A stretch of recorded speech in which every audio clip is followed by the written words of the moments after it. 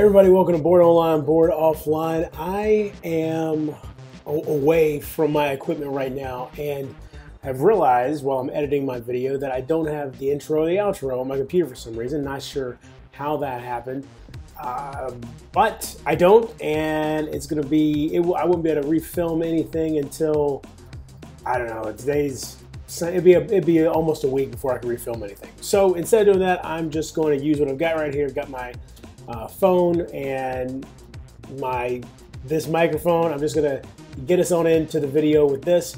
So when we left off, I was doing all right. I had taken some damage, but had kind of recovered, and we were doing pretty good. So we're gonna get back into it right there and see how the heroes do, see if I can make it through the final, or what I assume anyway, is the final chamber of the Gauntlet. So let's jump right in and see what happens. So back around to Remy, who will gain her 3 stamina.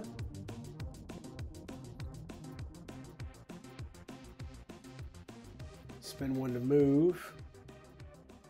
1, 2, 3, 4, 5, 6, 7. And I think, I can't forget to unexhaust all this. That's important. But I think that's where she's going to stop. So on her next turn, she'll have full stamina when she starts. So next up is the Waterlow again. So let's go through here. We've got any figure within the sphere of influence? No. Or with an effect? No. Is there more than one opponent adjacent? No. Is there an opponent within sphere of influence? No. Can it move and attack an opponent within range 6? Well, with 6 movement, I'm sure we can. So let's see, 1, 2, 3, 4, 5, 6. So she goes 1, 2, then 1, 2, 3, 4, 1, 2, 3, 4, 5, 6. There we go. All right, so now Remy is within range 6. And this is an actual attack, so Remy can dodge this. This is not a spell. So Remy is going to dodge using her occult shirt.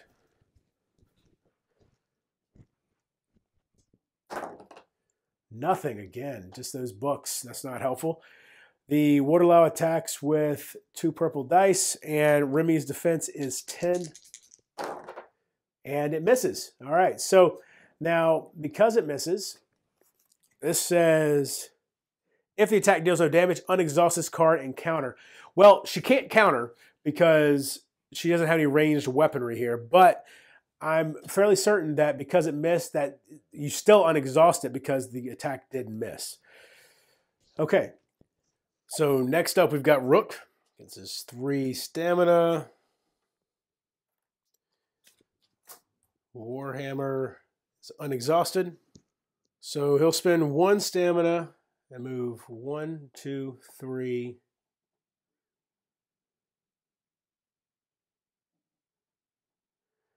4, and it's going to take 5, 6 to go there, so that's an additional stamina for the 6 and 7.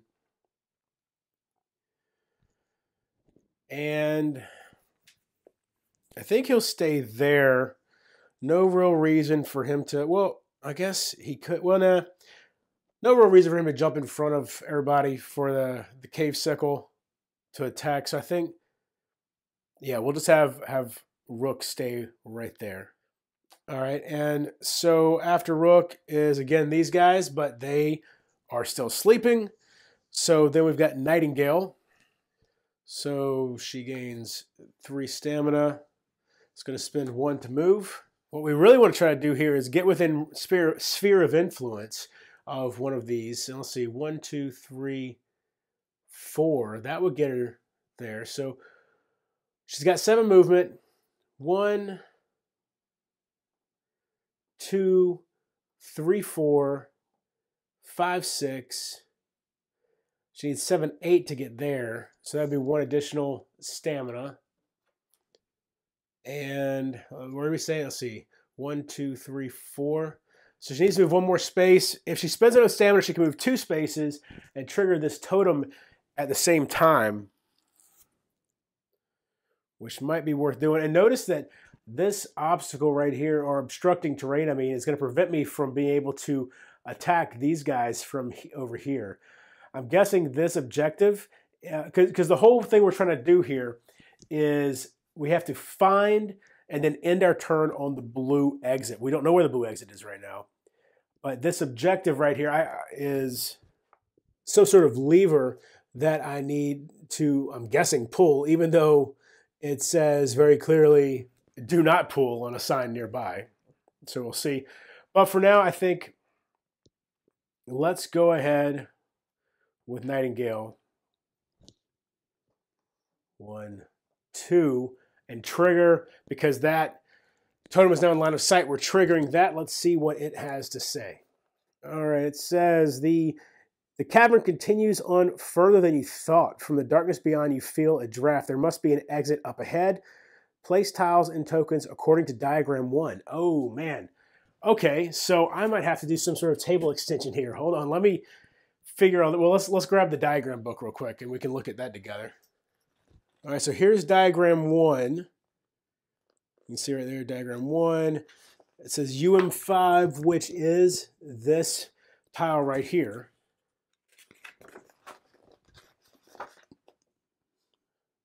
Okay, there's a green totem there. One long, okay, yep. Okay, let me figure out how I'm going to do this real quick. I'll be right back with you. Okay, so there we go. I've got a second table up there now. This totem is gone. But now we have this tile. Obviously, I'm not able to directly connect them, but they are connected. Green totem here. And so the question is, do we go around that way, or do we come down here? Like, I have a feeling this loot's probably going pretty good. But right now, this is where we're at. We're on Nightingale's turn. She has 1 stamina left, and I think she's going to go ahead and use her gore shot.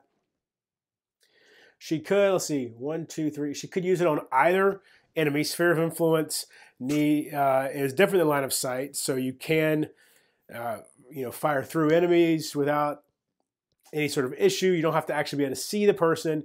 The only thing, I believe, obstructing terrain might block sphere of influence. If that becomes an issue, I'll check. But I don't believe. I think that's the only thing that does, or I know that pretty much nothing does except possibly obstructing.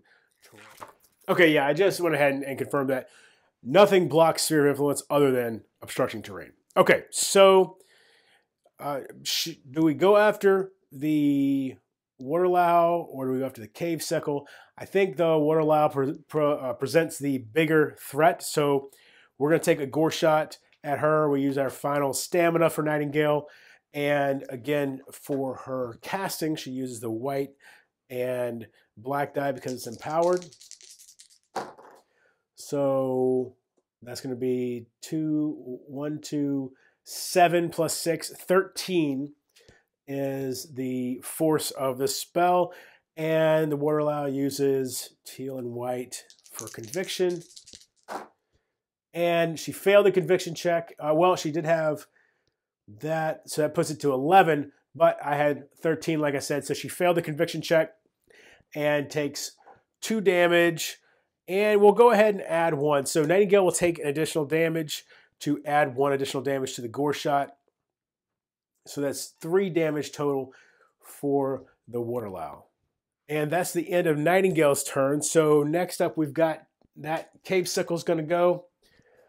So let's see what we've got. Is there an opponent adjacent? No. Is there an opponent within range 4? 1, 2, 3, 4. There sure is. So the Cave Sickle is going to make a ranged 4 attack. All right. So Nightingale is going to use her occult, or actually might as well use her defensive core to dodge because, yeah, no reason not to. We'll use that. And where's the black die? Here we go. All right, so 1 extra defense. So that puts her defense up to 11 because the defensive core also provides 1 defense. And 11. It missed. Okay, it missed. We're good to go. Now, does it have anything else? Okay, so make a 4 attack. Then move to be adjacent to the opponent with the most damage within movement range. So movement range is 6. 1, 2, 3, 4, 5, 6. So the only person, she's the only one it could be adjacent to, so move to there. Then make a melee attack. All right. And this time she will dodge using her occult shirt. And remember, if this dodge is successful, then she'll be able to counter. So let's see. Again, 1 additional defense, so 11 defense. And it is successful because that's only 8, which means we unexhaust the occult shirt. All right. And she counters. So she's going to attack. It'll be with her longsword and magic talisman. So an orange and a purple die against that cave sickle. And we get, so the cave sickle has 8 defense. Oh my gosh, that's awful. And I have nothing to re-roll with. That is so bad. Okay, well, so that counter was unsuccessful. So then the cave sickle follows up with inflict poison, force 9. Okay, so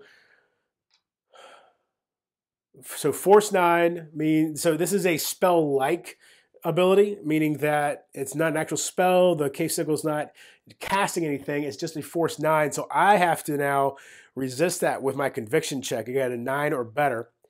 And I don't believe I have any conviction upgrades. So just using the purple dice, and I have to get a 9 or better. And I did. Got a 10. So we're good. We did not get poisoned. Okay. All in all, that whole interaction was kind of a wash. And now we're down to Zeke. Gets his 3. Use 1 for movement. There was probably a better way I could have been doing this movement because they keep getting in each other's way. But 1, 2, 3, 4, 5, 6. If I use 1 more stamina. Oh no, of course I could. I can use this to gain. Well, we won't do that yet. I can use 1 more stamina to move. 2 more spaces. 1, 2. Now I'm adjacent to that cave sickle, and he's going to attack it with a white and purple die. Needs greater than 8. He got, or 8 or greater, I should say. He got that. Okay. And let's see what we've got. 2 shields. I think the shield, I think is going to help. Well, no, the burst does too. The burst is +1 to the roll or +1 physical damage. In this case, they're the same thing. So that'll be 1, and then the shields, the 2 shields, you can see will give me +2 physical damage. So that's going to be 3 total physical damage to the cave sickle. And by the way, I made that attack using Blade Works. I forgot to mention that. So that's exhausted. So now what I'm going to do is I'm going to use Bottle Blessing. And I'm going to go ahead and gain 1 stamina point, which will now allow Zeke to make a second attack because he has 2 stamina points again. So he's going to go ahead and do that.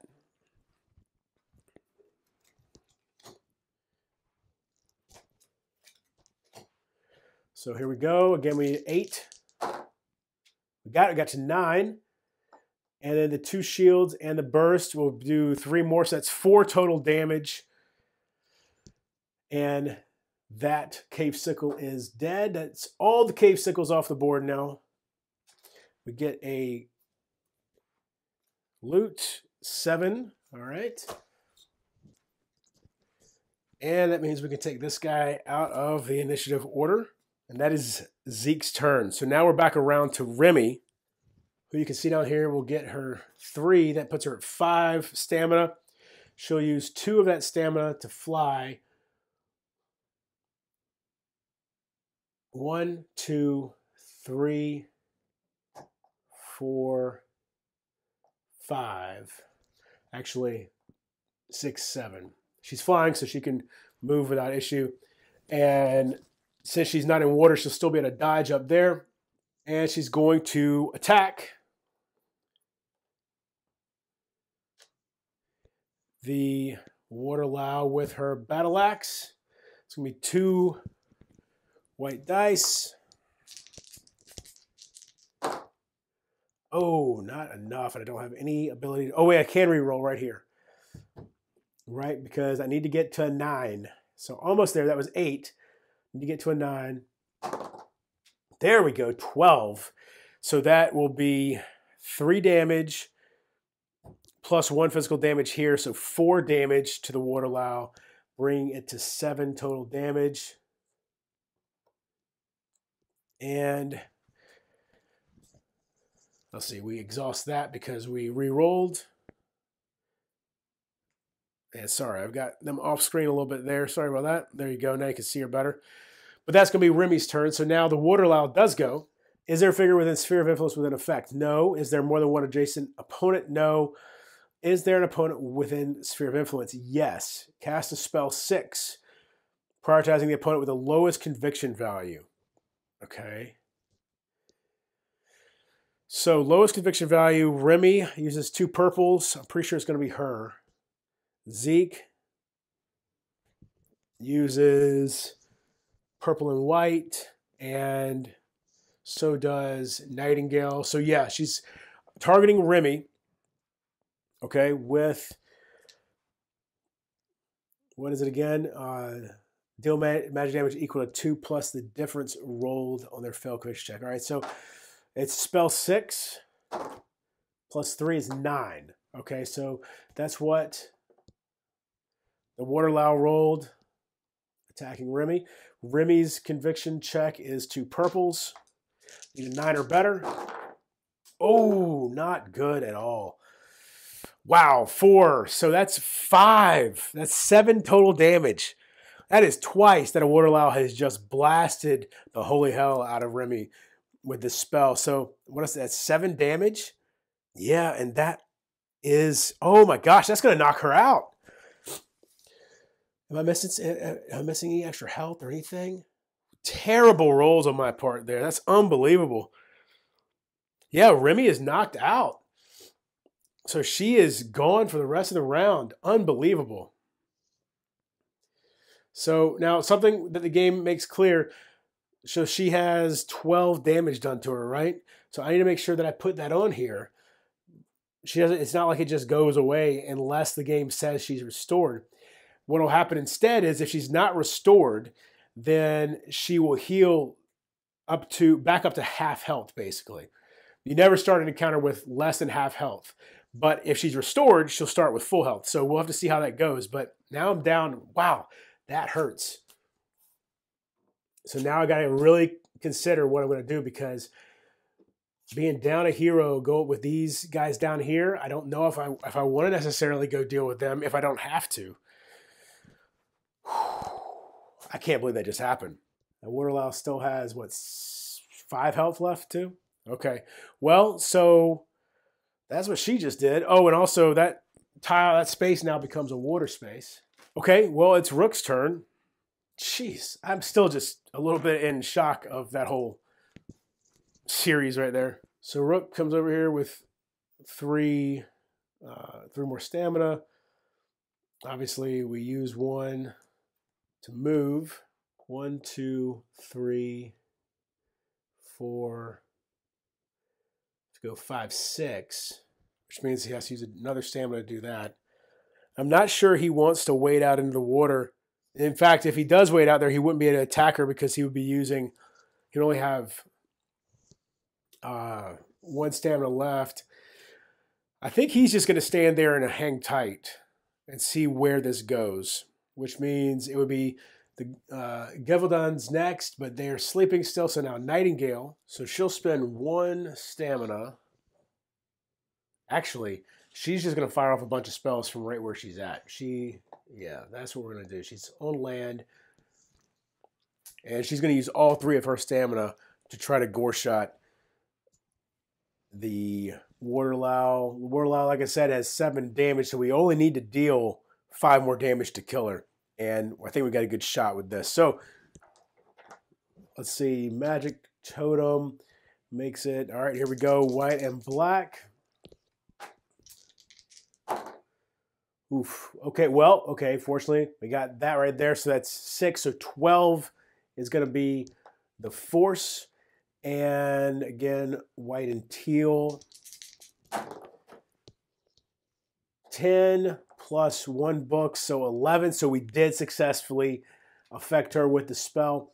So that, and then she will take an additional damage in order to deal 3 damage total to the Waterlouse. So that's going to be 10 damage that she's taken at this point. So only 2 more damage is necessary to kill her. So let's go ahead and use 1 more stamina to, again, throw another gore shot that way. Oof. Rolling a bunch of 2s. Okay, again, so this time it'll be 11. That might be a little bit low. And yeah, okay, so that book makes the conviction roll 11, which is just enough to be able to withstand that gore shot. Now I have 1 more stamina, which I will use now to once again do another gore shot. All I need is for the gore shot to connect and the Waterlough's dead. Okay, that's much better. That time we've got, what's that, 8, so 14 total for the force. And yes, there we go, 8. So that did kill the Waterlough. Not, of course, before she was able to take out Remy down here. Unfortunately, you see, you know, Remy, I'm still in shock about that, and it's really making me second guess whether or not I want to come down here. Now, let's not forget, we do get this, which is, ooh, what do we got here? Item loot. Roll 2 white dice and then get whatever shows up. Okay, well, let's... I have not seen this card before. I mean, obviously I've seen it, but not in a game. So let's see. That's 8. We get a relic, a random relic. Okay.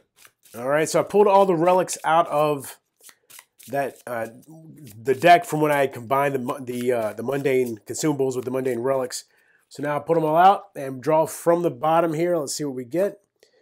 It is a fight drive. Once per encounter, make a either ranged or melee attack. Okay, so this basically just gives me a free attack, and that goes to Nightingale. All right, so you can see now I've got 2 relics here, and they can have a total of 3 relics and 3 consumables. So still have plenty of room there. She does now have, and I need to remember about this Chip Chit. I don't believe she's taken any damage other than what she's dealt to herself at this point in this encounter. Remember, this can ignore all physical damage. Okay, so back to the board. So now that means we have no more Waterlouse, so I'm going to take their initiative card off of here. And so now we've got a decision to make, really. Does Zeke start heading up into here, or does Zeke come back around down into here? I am very curious about what this objective is down here. I'm very curious about this loot. These guys are going to be really, really tough to deal with, though. So as much as I hate to do it at the moment, I think I am going to head up this way and play it, I think, safe for the moment. So Zeke is going to use 1 stamina to go 1, 2, 3, 4, 5, 6. No, you know what? I just can't. I can't do it. I can't do it. Turn it around. Let's take that back. Zeke is going to... We're going to do this. We're going to go deal with these guys. Okay, so first off, Zeke is going to use 1 stamina to move. He still has the Espelancer attached, so 1, 2, 3, 4, 5, 6. And then using the short sword, he's going to exhaust it to move 1 space diagonally to get to there. And by the way, so these guys are awake now, and now he's going to attack the Gevaudan, and that will be with a white and purple die. And this is with his 2 stamina that he has remaining that he's doing this. So white and purple die attacking these guys. They have 11 defense. So This is pretty rough. Do I want to empower? Can I empower? I don't have any way of empowering it actually. So, okay, here we go. 9. I don't think that's going to get me anything. I don't have any. No. Okay, so unfortunately nothing happens there. And hopefully he'll be able to do some dodges. And, oh, well, actually, hold on. We're going to go ahead and attack again. I forgot we got Blade Works here. Let's do this attack. So Blade Works. That time 10. Oh, okay. 10. And the star adds +1 to the roll. So that's 11, which makes us hit them because they have 11 defense. And then, let's see. But I'm not able to add anything else. Oh, no, that stinks. I don't have any way of increasing because that 11 just matches their defense. So I do hit them, and if I had a way to then boost my physical damage, then they would take damage, but I don't. So I would need like another shield. If I had 2 shields, then I could boost that physical damage. Okay, well, that's unfortunate, but it is what it is. So now we move on to Rook's turn. So Rook, fortunately, is going to have all 5 of his stamina. We're probably going to need it because we're going to get down into this fight with these guys now. So Rook is going to spend 1 stamina. 1, 2, 3, 4, 5. And another stamina. 6, 7. Another one. 8, 9. One more. 10, 11. And I think he's just going to stay there and then come in heavy on the next go round. Because he's down to 1 stamina at this point. And now the Gevaldon does activate. So let's see exactly what's going to happen here. First, this guy's going to activate first. He's number 1. So first off, at the start of the Gevaldon's turn, it gains courage. Well, what is courage? So here you can see courage. It's a passive ability. The burst, shield, and book all add +1 physical damage. Discard if you miss an attack. All right, so I really think I may have made a mistake coming down after these guys. But so number 1 gets courage, and we're going to give it number 2 as well because he's going to have it as well. But number 1 gets courage. Then they also have adrenaline, which means that each time they're attacked, they will counter. Oh, wow, I forgot that part. Okay, he should have countered both those attacks. Oh, man.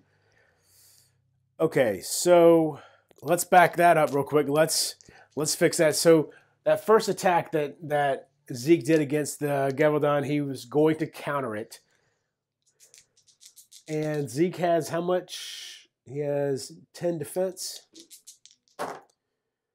So that right there you can see is 12. Now this is before the Gevaldon had courage, so we don't have to worry about courage. But that's 12 right there. So it is getting through. And he has +2 armor piercing, so he ignores. Zeke doesn't have any armor anyway, so that's not a big problem. But 2 damage gets through to Zeke from that. Okay, and then the second attack that Zeke did would again have another counter attached to it. That time 11, so 1 damage gets through. So Zeke has 3 damage dealt to him right now. And then the other ability is that the Gevaldons have Agile. So the first time, each turn that it is attacked, it will dodge. All right, so now down to this guy's actual action here. Is there an opponent adjacent? No, there's not. Is there an opponent within reach 2? No, there's not. Can it move and attack an opponent within reach 2? Yes, it can. Move to be up to reach 2 from the nearest opponent. So go right here. Then make a, or actually it would have gone, it moves as little as possible, so it would have gone right here. Because now, yeah. Then make a attack with reach 2. All right, so again, attacking Zeke. Zeke cannot dodge. That's 11 again. This time, though, of course, it has courage, which means that each of those symbols is an additional damage. So that's 4 damage that Zeke just took. So he is now at 7 damage out of 14 health. So he's halfway done with this. Okay, so then, well, and this guy's not done yet either. So after he made that attack, then move to be at up to reach 2 from the farthest opponent within movement range. Okay. So let's see. They have movement of 6. So 1, 2, 3, 4, 5, 6. So it's going to be this guy. So 1, 2, 3. He's going to go there. And he's going to attack Rook with reach 2 again. All right, so now Rook does have a stamina left, so he could dodge. And I think that's what he's going to do. He's going to dodge. So he's going to spend that stamina. And so he got 2 additional defense. So that brings Rook's defense up to 12. But this guy, of course, rolled a 15. Oh my gosh, look at all those symbols too. He rolled a 15 plus 1, 2, 3, 4, 5, 6, 7. So that was 3, and then 7 on top of that is 10. Obviously, Rook's going to use this to take 2 off of that. So that's 8 damage. Wow, Rook is at 10 damage total now. Yo, I really stepped in it. I should not have come back down here. I was right to trust my instinct there. Rook's at 10 damage. And that's just the first one. This guy's still got to go. Oh, boy. Okay, so with him, is there an opponent adjacent? Yes. Make an attack. All right, so just a regular attack against him. 12. And as we know, he has 10 defense and 12. So that's 2 damage. And then 3, 4, 5, 6 damage, which probably not quite. And it's almost enough to take him out. That puts him at 13 damage total. 1 more damage and he's dead. So after that, then move to be up to reach 2 from the farthest opponent within movement range, which will be him. Then make an attack with reach 2, all right? So here we go. 11. And that, as we said before, is enough to get him as well. So that's 1, 2, 3, 4 damage, which takes Rook out. That's it. I fought one of these guys before, and I knew he was tough, but I just didn't think it was going to be like that. Oh, man, this was just such a bad idea. Okay, well, anyway, should Nightingale run down in here now? I feel like I'm committed now. I might as well, right? All right, so I'm going to do something I'm not super proud about here. Nightingale is going to, she's got 3 stamina. She's going to hear all this horror that's going on down here, knowing she's got no chance of actually helping out. She's going to take off up this way and see and explore up here, see what's going on up here, see if maybe none of this is actually necessary. Maybe the exit's up here and she'll be able to find her way out. So she spends 1 stamina to go 1, 2, 3, 4, 5, 6, 7. She went 8, 9, 10, 11. She'd only get there. So she's going to stop there. And that way she'll be at full stamina the next time. Hopefully there is a next time. And then it will be back to Zeke, who has his 3 stamina, which he is going to use instead of futilely fighting these guys in a last ditch. Oh, but they'll get a break attack if he pulls away. So basically, if a figure leaves a space adjacent to an enemy, that enemy gets what's called a break attack, which means they can they get to attack him just for leaving. And for him to move, he would move either here or here, which again would have him adjacent to an enemy again, and they would again get to attack him when he moved again. So I'm thinking instead, it might be better for me to stay where I'm at, hopefully not use any stamina for Zeke, hope he can survive this this onslaught because, well, he'll actually just kind of be bait for them, I guess. Or he could use, if he moved here and dodged that break attack, well, he'd get a break attack from both these guys. All right, here's what he's going to do. Here's what we're going to do. We're going to stay where we are. We are going to fight. We're going to use Blade Works, all right? And we're going to attack. Do either one of them have any damage at all? Neither have any damage. So we'll attack this guy right here. And so that'll be purple and white. We need 11. Did not get it. And I cannot re-roll. So that's that. All right, but he's holding on the rest of his stamina for dodging purposes. And now it is the Gevaldun's turn. And they're going to try to take out Zeke. All right, so first off, number 1 goes. Is an opponent adjacent? There is. Make an attack. He has 10 defense. Hit him with 11. Oh, wait, hold on. I wanted to dodge. I normally do this beforehand. Attacking me, so anyway.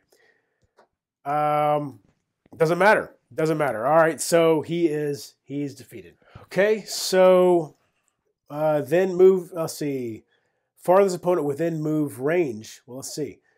1, 2, 3, well, 1, 2, 3, 4, 5, 6. So she is not within move range, and this guy 1, 2, 3, 4, 5. She's not within move range, so they're going to stay where they are, and that's it. They're not coming after her. So she's in the clear here in terms of those guys, but we'll see what she deals with up there. That was just a terrible idea. It is her turn now, and so she's at full stamina, and she'll use 1 to move. So 1, 2, 3, 4, and then 5, 6. She sees the green totem. The cavern continues on. Place tiles and tokens according to diagram 3. Oh boy. Oh, look at this. So that was all. There must be something really good in that blue treasure chest down there to make that worth it. But so we've got the exit right there. I might not even mess with that loot because, well, we'll see. We'll see. I might not be able to control myself. Okay, so this red totem makes me worry a little bit. I've got 1 movement left, so that's 7 right there. So now, let's see. I can use 2 more stamina and then still be at full stamina next turn. I am going to use 1 more at least. That'll be 1. Now, it takes 2 movement to get out of that hindering terrain space that I'm in. So I could use, I'll use 1 more stamina to do that. And I have 1 movement left right now. I haven't yet got the line of sight of this. I don't know that I want to and then be almost out of stamina and out of movement. So I'm going to wait for my next turn. So what that means is that because the Gevaldons don't do anything and there's no other enemies, no enemies do anything, this, is it called an urgency token? Is that what I said before? I believe it's an urgency token. Gets placed down at the bottom there. Hold on, let me confirm that. Yeah, it's an urgency token, and if I ever get to my 4th one, then I lose. All right, so get 1 of those so far. Not too bad. We'll see what happens here in a second. It is now my turn again, or Nightingale's turn again. So she's at 5 stamina. She's going to use 1 to move. So with that 1 stamina spent, get 7 movement. But of course, move 1 space and we trigger this red totem. Now this is a long block of text, so I think some stuff's about to happen here. Let's see. Ahead you see the outline of a large creature with an axe. You remember it from your textbooks as an animate. That's not good. A shot of adrenaline shoots through your body as you realize that you probably can't kill this creature by yourself. Spell the animate in the northwest corner of tile UM1. Did you pull the lever? If not, continue reading below. No, I did not pull the lever because I couldn't get to it. So the lever was this objective down here. So it says I need to spawn that animate in, was it the northwest corner of UM1? All right, so here he is, the animate Chains of Perdition. The first time each turn the animate hits with an attack follow-up, make another attack with the same range and damage type against the same target. And then heavy cleave. The first time each turn the animate makes an attack against an adjacent opponent, it will empower the attack. And then, of course, all of its conditions. All right, but we're not done yet. Oh, here, let me show you this guy real quick up close. He is a fun-looking dude. This is just great that I'm by myself against this guy, or that Nightingale's by herself. Make a presence 10 check. If you pass, well, let's see if we pass or not. So presence 10. Nightingale's presence is 6. So I have to roll, I believe it's a 1 purple die. 2 purple dice. I roll 2 purple dice and add the appropriate skill value. Oh, so I've actually got a pretty, I might have, let's see, unless I roll the absolute worst I possibly can, I think I've got this. So she has, like I said, a presence of 6, and I need to get 10. And she got it. Oh, yeah, she got it by quite a bit. She got 16. So what did it say? If you pass, the animate steps backwards, startled by your sudden appearance. Inspired, you immediately gain 2 stamina points. If you fail, well, we didn't fail. Okay. Well, so that it let me regain 1 stamina point, so that's good at least. So back to full stamina. What's this guy's armor or defense? He's defense 9, so that's not bad, but he has 18 health. I'm definitely not taking this guy out with her at this point. I just need to try to survive this. So she's only used 1 movement so far. So 2, 3, 4, 5, 6, 7. These white dotted lines, by the way, that's dangerous terrain. Essentially, in this case, it's a pit. If I go in there, basically I die, essentially, is what's going to happen. Now, in the game, there is a way to jump, which I believe is an agility check. And so if my shortest route would be to come up here, I could jump straight to the exit. I would be missing out on this loot down here. I have 5 stamina left, which is essentially 10 spaces I can move. How far can that guy move? Does he have any range? He can move 6. He does have 4 range as well. So he's going to get an attack off against me. He'll get 2 attacks off against me if I don't get out of here right now, because that's what he does, is he makes two attacks. So I think the only thing I can do here is I got to make a run for it. So again, I have 5 stamina left, which is basically 10 spaces. 1, 2, 3, 4, 5, 6. That's 3 stamina to get to there. So it looks like this is definitely doable. The rules for jumping is that the space I'm jumping out of has to be a normal space, a normal terrain, which it is. The space I'm jumping over cannot have a figure in it, and the space I'm jumping into cannot have a figure in it. So the danger here, of course, is that if I fail, I fall into the pit. So I need to roll a total of 5 here, because I have, I have 6 agility. I need to roll a total of 4 here. No, wait. Okay, it is 5. I was looking at Remy over here. Nightingale has 5 agility. I need 5 on my roll to successfully succeed here. Otherwise, the entire team is defeated. Also, this will take, in terms of movement, I believe it's still, you need the amount of movement as far as the number of spaces you're covering. So I'm moving 2 spaces, so I would still need to use 1 stamina for that additional 2 spaces. Here we go. I need 5. Oh, no! Unbelievable. So she is defeated. All right, well, at least I'll get to see how this thing works when you get defeated. All right, here we are. Lose condition. All adventurers defeated. Restore adventurers, and then continue to let's see how you did. And I think I got a 0 score here, yeah, for sure, because I defeated 6 enemy. Oh, hold on. Also, pretty sure I got a 0 score here. I defeated 6 enemies, which would be 12 points, but all of my adventurers are defeated, -5 each, so yeah, it gets me back down to 0. Even with that yellow treasure chest. All right, so where it moved to, let's see how you did. Okay. The world melted into a painful blur. Remy knew they had to keep fighting. If the monsters tore them to pieces, not even the ancient magic of the bellicose cube would put them back together again. Time seemed to slow as the proctors came to their rescue. Armored figures blurred past her. They moved quickly, with steel nets and little flashes of magic. In less than a minute, no more of the monsters were struggling. Someone offered a hand. A worn-looking Nightingale tried to smile at her. "You okay?" Remy took Nightingale's hand, struggling to her feet. "Will be. I don't think anything's broken." They met up with Zeke and Rook, both looking as worn as she felt. Shayless approached them, the only proctor not dragging a netted monster. "I hope nobody pulled the lever." She glanced at it, smiling ruefully, because it clearly said not to. Nightingale winced. "How'd we do?" "Fine," Shayless answered hesitantly. She gestured to the open exit door. "Through there to the right. Grades are waiting upstairs." So now we go to making the grade back on page 20. And as you can see, there's this huge page of text that just is going to continue with this fantastic story that we were working through so far.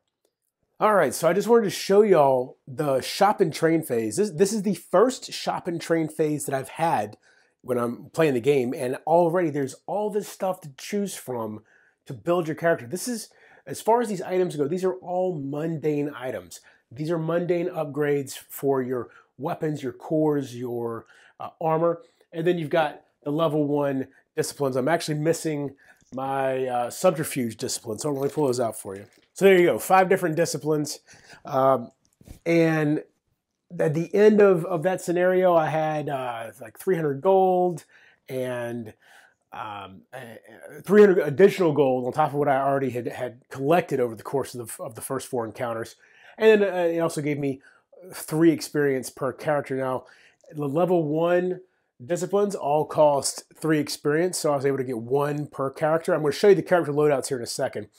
This really was just so you could get a good idea here for just how much stuff there is right from the beginning. And keep in mind, like I said, these are mundane. Then there is common level items above this, and then above that are uncommon, and above that are rare. And then you have unique items in all those different categories and stuff like that. You've got consumables, armor, accessories. The green is relics, the blue is core, and the red are weapons. And you have these upgrades. I'm going to show you a little bit of everything here in a second when we get to the characters. So you know what? Let's go on over to the characters, and I'll show you what the new loadouts for these characters are, because I've changed them a decent amount. Okay, so I'm going to make Nightingale my primary spellcaster. I really want to turn her into just a truly awesome spellcaster. So we're going to start with Crumbling Time. All right, now this is, you exhaust it, cast spell 6, your target is inflicted with Wilt. And what Wilt does is, it is a passive ability, and when determining damage, roll the black die. For each shield rolled, add +1 irreducible damage to the creature that's suffering from Wilt. So I feel like that's going to really start to wear on the monsters in this game.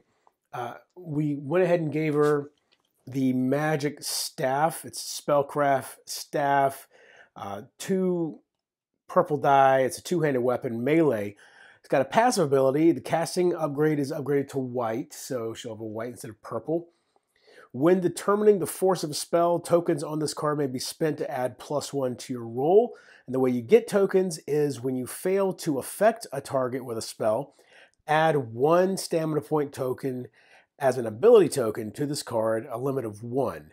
But so you can see that by failing a spell, then next time it'll be a little bit easier. You have a little bit more of a buffer there. You also could exhaust this card to spend 1 stamina point to cast spell 6, roll the black die, and deal your target 1 magic damage per book rolled. So even though it is a melee weapon, by having this spell ability there, it's effectively ranged because you do that within the sphere of influence. And of course, 2 books plus 2 magic damage. Went ahead and gave her the badass leather jacket, which y'all saw before, so don't really need to go over that again.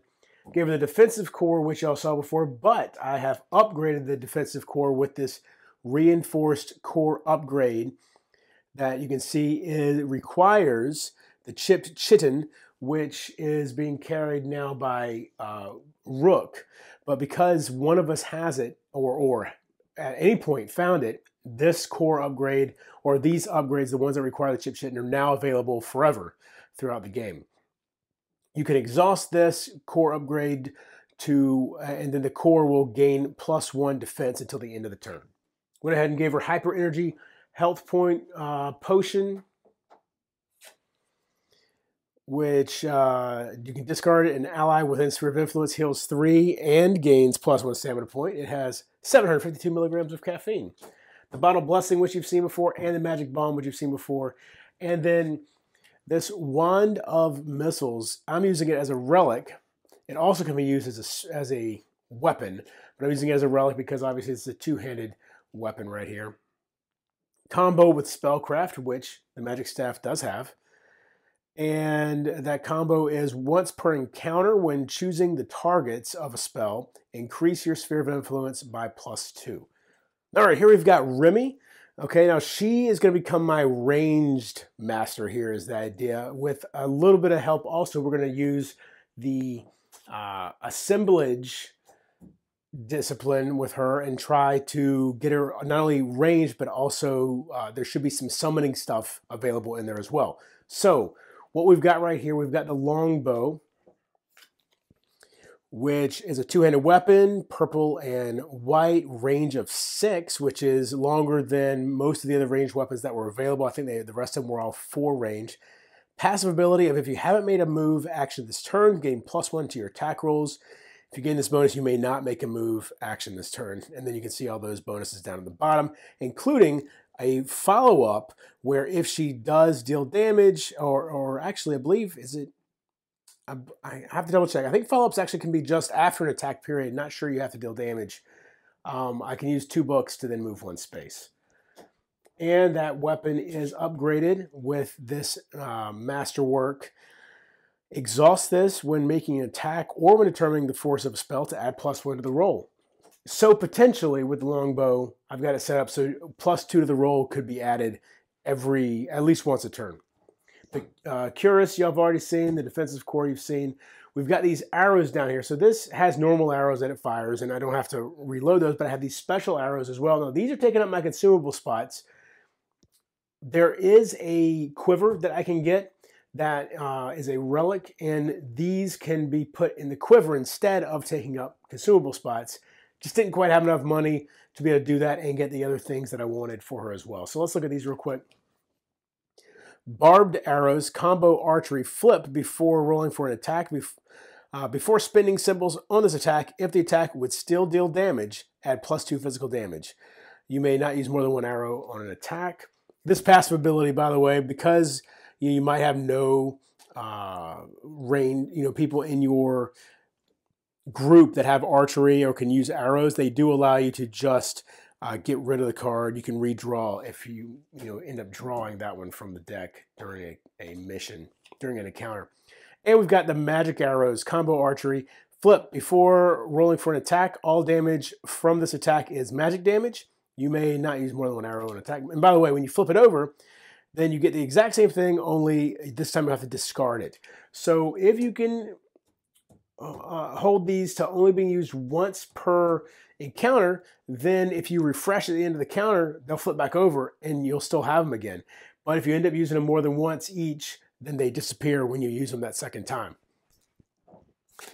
The Enchanted Piercings are a passive ability conviction upgrade of a white die, and then flip after making a roll, re-roll any of your dice. When you flip it, there's basically still the conviction upgrade, but not the other ability.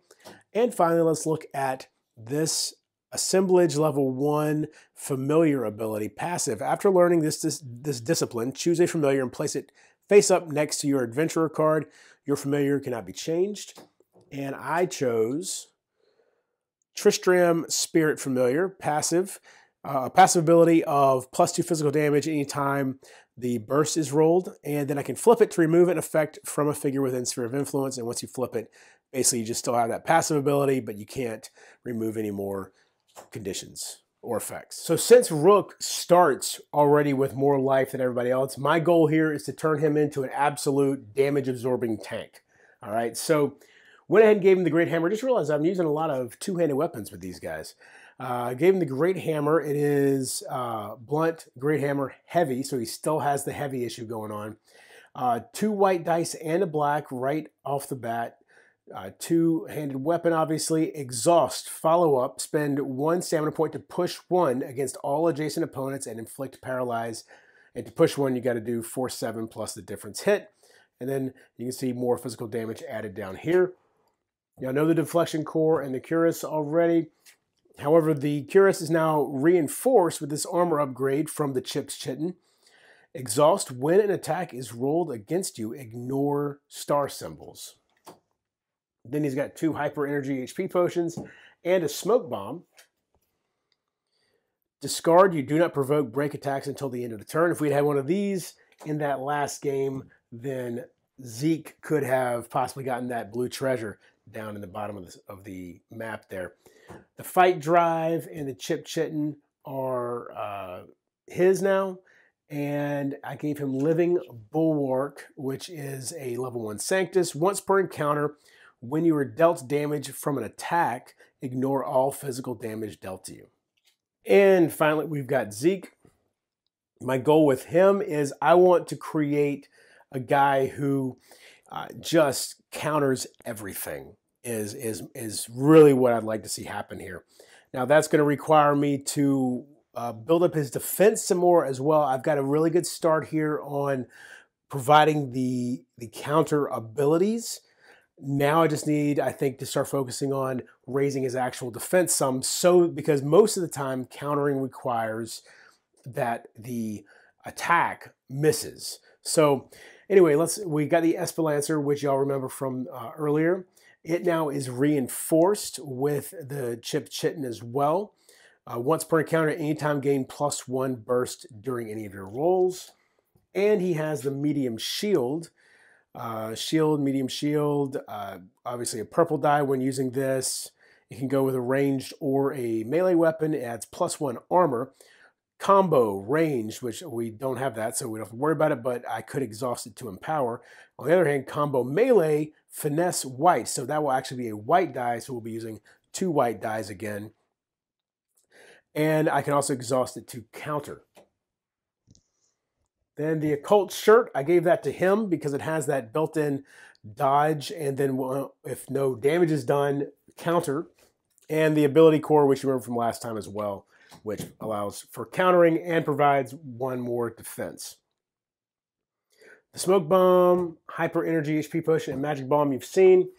Here we've got the Fate Engine, passive conviction upgrade white, and then once per encounter, after roll is made against you, remove all symbols from 1 die. And we have Fortuitous Homicide, exhaust to counter. There are 4 kinds of homicide: felonious, excusable, justifiable, and praiseworthy. So there we go. Did not turn out quite the way I had hoped, but one of the cool things with this game is the fact that even if you lose a mission, with a few exceptions, the story keeps going. The game is built around the fact that you're going to fail some missions. And there are going to be certain times when it's when it is critical that you don't fail, and it would actually be the end of the game if you did. And I've been told by the rules state that it'll be clear that, hey, this is one, you cannot fail this. You fail this, you're dead. You know, that sort of thing. But I haven't seen that yet. Obviously, this is still the very beginning of the game. And so the game goes on. We failed that mission. You know, there are a few consequences for that. For instance, the main consequence this time was that we got less experience than we would have gotten. We each would have gotten basically 1 more experience point. And again, this is a training mission, so I'm guessing that the consequences in the future probably will be a bit more serious than that. So I hope you enjoy watching this. I do have a how to play series coming out. I believe I'm probably gonna break that into about 3 videos coming out for Middara later in March. Looking forward to filming that a lot. And yeah, so hope you enjoyed this video. If you did, please give it a thumbs up. Like my channel, subscribe. Follow me over on Twitter at boredonlineboardoffline, and check the description for various ways you can support the channel. And until next time, if you're bored online, board offline.